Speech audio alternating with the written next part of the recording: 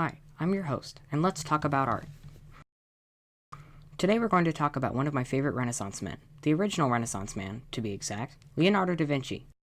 Leonardo was born on April 15, 1452, to a fifth-generation notary, Piero, and an unmarried peasant girl, Caterina. He was born out of wedlock, so instead of becoming a notary, he was able to apprentice at an art studio in Florence, the studio of the prominent artist Verrocchio. Lucky for us. Leonardo was ambidextrous, but not only could he write with his left and right hands, he could write forward and backward with opposing hands simultaneously. It's often said he wrote backwards to encode his works from theft. When writing with his left hand, it could easily be an attempt to avoid smudges. He had plans to invent a lot more than his most famous inventions. For example, an underwater breathing apparatus, a life preserver, an armored car, a parachute, a method to concentrate solar power, and water-powered mills and engines. He played pranks using other inventions too. While staying in the Vatican, he'd invite guests into a residential room. The room would be filled with cleaned and dried animal intestines that had been sewn together. He would then fasten a bellows to the end of the intestines and proceed to inflate them. His guests would be so excited to see his new invention that they didn't realize he was just inflating a giant balloon and pinning them to the wall. Leonardo's biggest project, sometimes called Leonardo's horse, was actually destroyed. He often spent years on single pieces of art, such as The Last Supper, which took 3 years, but the commission from the Duke of Milan proved to be his most substantial project. He was asked to create an over 20-foot statue of the Duke's father on horseback, and Leonardo toiled for almost 17 years on the plans and model for it. Before it could be completed, however, French forces invaded Milan in 1499 and shot the clay sculpture, which shattered into pieces. Leonardo was also a vegetarian. He often bought caged birds in order to set them free afterwards, and often questioned whether humans were truly superior to animals.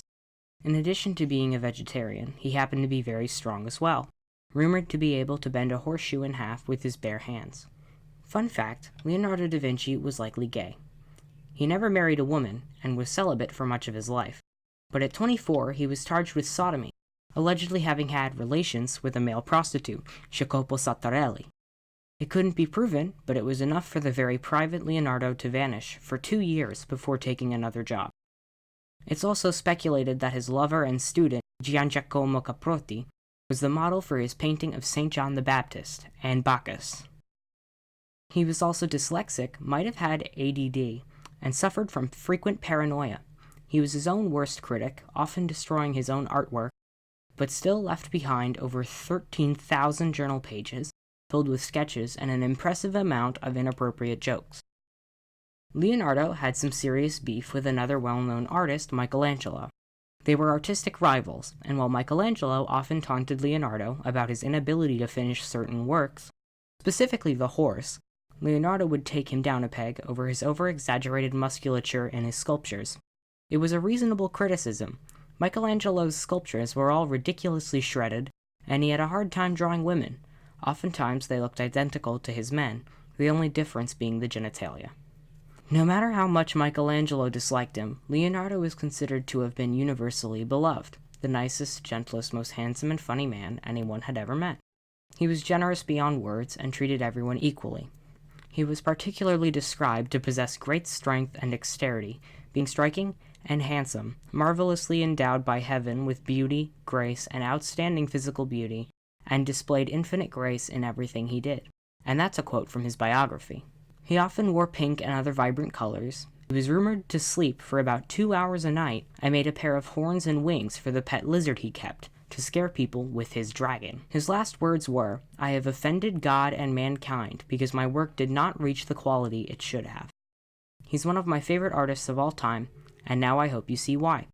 This has been Let's Talk About Art. Have a wonderful day.